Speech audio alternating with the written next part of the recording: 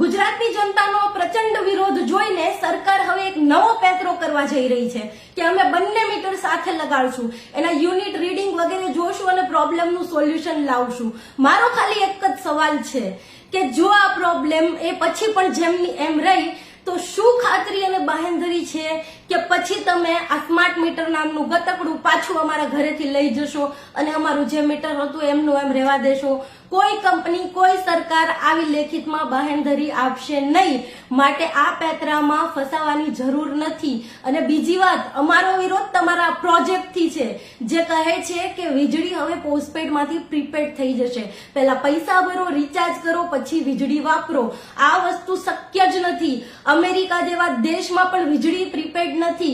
આ જીવન જરૂરિયાતની મૂળભૂત વસ્તુ છે. આના વગર તમે કે હું હવે જીવનની કલ્પના કરી શકીએ એમ નથી. બીજું, વીજળી, પાણી, શિક્ષણ, આરોગ્ય આ બધા સેવાના ક્ષેત્રો છે. આનું વ્યાપારીકરણ ના હોય, પણ દર વખતે આ મૂડીવાદી સરકાર સેવાના ક્ષેત્રનું વ્યાપારીકરણ કરીને પછી એને વિકાસનું નામ આપી દે છે. પણ આ વખતે નહીં.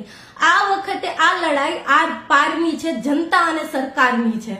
એટલે આ વખતે મારે તમારા બધાના સપોર્ટની જરૂર છે. મેં ક્યારેય નથી કીધું મારા વિડીયોને શેર કરો, પણ આજે કહું છું કારણ કે આ વિડીયોના બાદ આપણે એક અભિયાન, એક આંદોલન છેડવાનું છે સોશિયલ મીડિયા પર. કારણ કે હું જાણું છું આપણે બધા ગરીબ, મજૂર, મધ્યમ વર્ગીય લોકો છીએ. બધાને ના પોસાય રોડ પર ઉતરવું, નારેબાજી કરવી વગેરે વગેરે.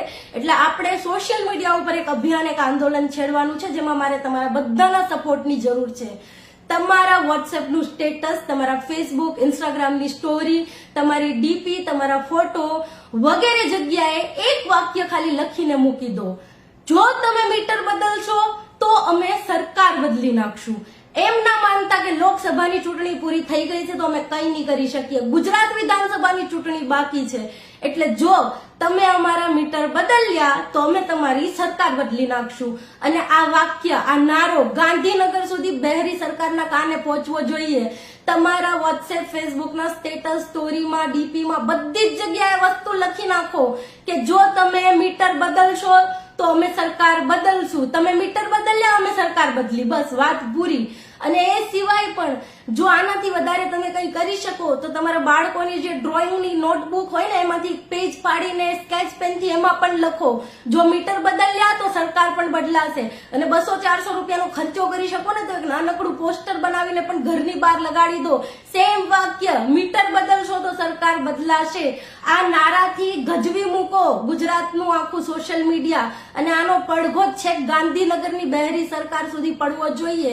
મારે તમારા બધાનો સપોર્ટ આમાં જોઈશે કારણ કે કોઈ એક વ્યક્તિ આ લડાઈ લડી શકશે નહીં. અને બીજી એક વાત ખાસ ધ્યાન રાખજો, સરકાર અને કંપની વચ્ચે 2 વર્ષ પહેલા જ MOU થઈ ગયા હતા. એટલે ખૂબ જ ઓછા ચાન્સ છે આ પ્રોજેક્ટને રદ કરવાના. માટે આ લડાઈ ખૂબ જ આપણે જોર દઈને લડવી પડશે તો જ આપણે આમાં સફળ થઈ શકશું. માટે આજથી, અત્યારથી આંદોલનમાં, આ અભિયાનમાં મારો સાથ આપજો. વિડીયોને બને એટલો શેર કરજો, લોકો સુધી પહોંચાડજો અને ગજવી મૂકો સોશિયલ મીડિયાને કે જો મીટર બદલ્યા તો તમારી સરકાર બદલી જશે.